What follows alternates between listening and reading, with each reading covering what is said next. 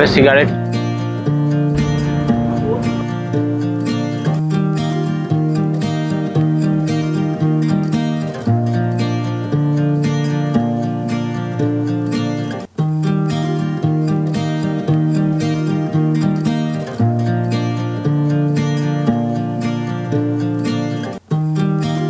Hello, হ্যাঁ মা, কেমন আছো?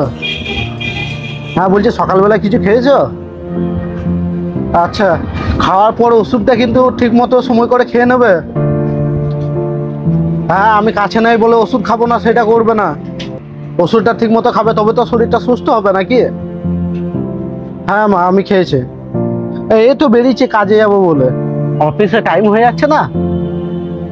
হ্যাঁ হ্যাঁ হ্যাঁ, ঠিক আছে মা। আর ওষুধ ফষুধ শেষ হয়নি তো? টাকা পয়সা লাগলে কিন্তু বলবে। হ্যাঁ, ও কোনো চাপ নাই গো, তুমি যখন বলবে আমি তখনই টাকা পাঠিয়ে দেবো।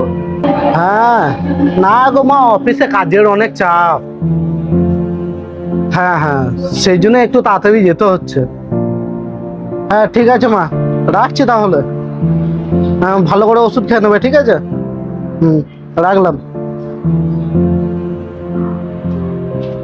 আচ্ছা ভাই, হ্যাঁ এই যে তুমি এখনই ফোনে কথা বলছিলে, তুমি তোমার মায়ের সাথে কথা বলছিলে না?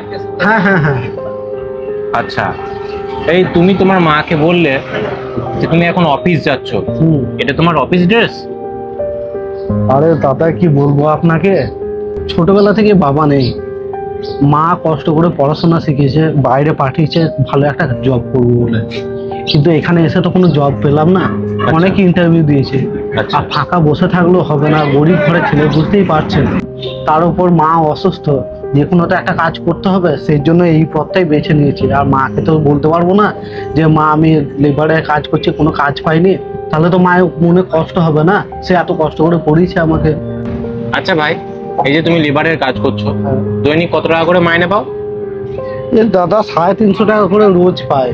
রোজ 350? হ্যাঁ, ওই মাসে 10,500 টাকা হয়। এই 10,500 মাসে তোমার চলে যায় সংসার? না দাদা, চললে তো না, আমার খাওয়া দাওয়া খরচা আর এখানে থাকা খরচা তাতেই পোষায় না, আমাকে বাড়তি কাজও করতে হয়। ওইদিকে মায়ের অসুস্থ শরীর, তারপর তার খাওয়া দাওয়ার ব্যবস্থা।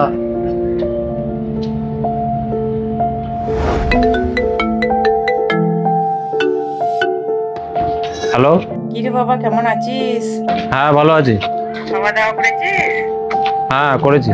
কি রে বাবা, কতদিন ধরে ফোন করছি, ফোনও তুলছিস না, আর ঘুরিয়ে ফোনও করছিস না। তুমি সবসময় আমাকে ফোন করো না তো?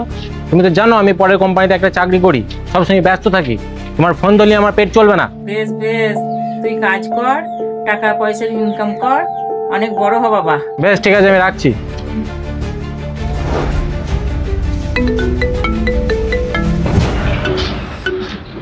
কি হলো, আবার কেন ফোন করছো? বলছি শোন না বাবা, তুই টাকা পাঠালে ভালো হতো, ওষুধগুলো সব শেষ হয়ে গেছে। আরে দূর, তুমি সবসময় টাকা টাকা করো না তো? এই তো কয়েকদিন আগে টাকা দিলাম। আর যদি তোমার টাকা পয়সা দরকার পড়ে তাহলে তুমি ভিক্ষা চাও, ভিক্ষা চেয়ে তুমি তোমার ঔষধ পাল্লা এগুলোকে জোটাও, আমাকে বিরক্ত করো না।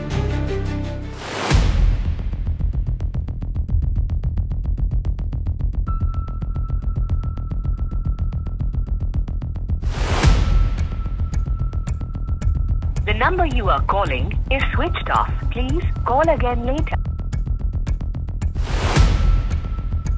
The number you are calling is switched off. Please call again.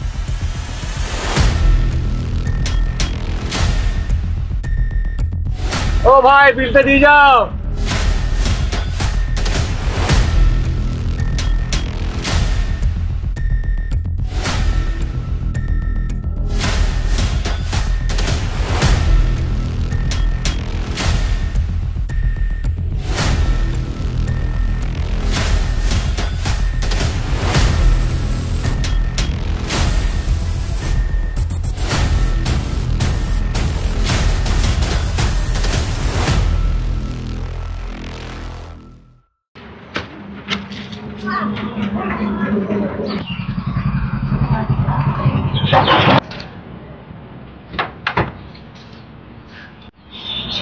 মা, কোথায় গেল?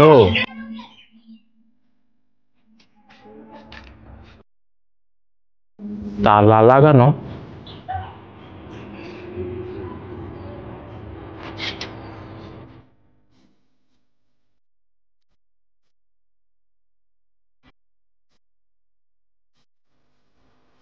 কাকা। বাবা তুমি এতদিন পরে? হ্যাঁ কাকা, এই কাজে ছুটি পাইনি তো, এখন ছুটি পেয়েছি তাই এলাম আর কি। বাবা এলে 1 বছর আগে আসতে পারলে না? কেন কাকা? তোমার মা তো 1 বছর আগেই মারা গেছে, তুমি যদি বাবা 1 বছর আগেই আসতে তাহলে তখন তোমার মায়ের মরা মুখ তো দেখতে পেতে।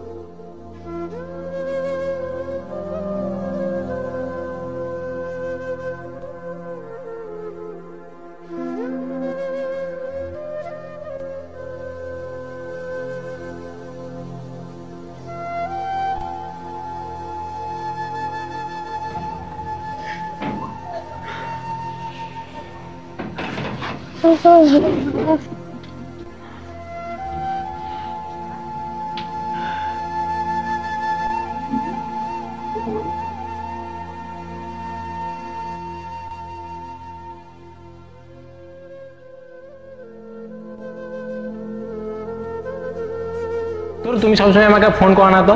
তুমি তো জানো আমি পরের কোম্পানিতে একটা চাকরি করি, সবসময় ব্যস্ত থাকি, তোমার ফোন ধরলে আমার পেট চলবে না। বেশ বেশ, তুই কাজ কর, টাকা পয়সা ইনকাম কর, অনেক বড় হ বাবা। বলছি শোন না বাবা, তুই টাকা পাঠালে ভালো হতো, ওষুধগুলো সব শেষ হয়ে গেছে। আরে ধুর, তুমি সবসময় টাকা টাকা করো না তো? এই তো কয়েকদিন আগে টাকা দিলাম। আর যদি তোমার টাকা পয়সা দরকার পড়ে তাহলে তুমি ভিক্ষা চাও, ভিক্ষা চেয়ে তুমি তোমার ঔষধ পাল্লা এগুলোকে জোটাও, আমাকে বিরক্ত করো না। কথায় আছে না, দাঁত থাকতে দাঁতের মর্যাদা কেউই বোঝে না। এখানে ঠিক সেরকমই ঘটনা হয়েছে। এই ভাইয়ের এখন খুবই কষ্ট হচ্ছে, যেহেতু সে বেশ কিছু টাকা পয়সা ইনকাম করতে গিয়ে তার মাকেই ভুলে গিয়েছিল। এখন সে ভাবছে মাকে দেওয়া কষ্ট এবং খারাপ কথাগুলো যদি সে ফেরত নিতে পারতো তাহলে কতই না ভালো হতো। একটা কথা মাথায় রাখবেন, এই পৃথিবীতে যদি সব থেকে মূল্যবান সম্পদ কিছু হয়ে থাকে তাহলে তিনি হলেন আমাদের মা। আমরা বেশ কিছু টাকা পয়সা ইনকাম করতে গিয়ে নিজের মাকেই ভুলে যাই এবং নিজের পরিবারকেই ভুলে যাই। আচ্ছা ভাবুন তো, যেই টাকাগুলো ইনকাম করে আপনি আপনার পরিবারকে বাঁচাতে পারবেন না, পরিবারের পাশে দাঁড়াতে পারবেন না, সেই টাকাগুলো নিয়ে আপনি কোথায় যাবেন? কবরে নাকি চিতায়?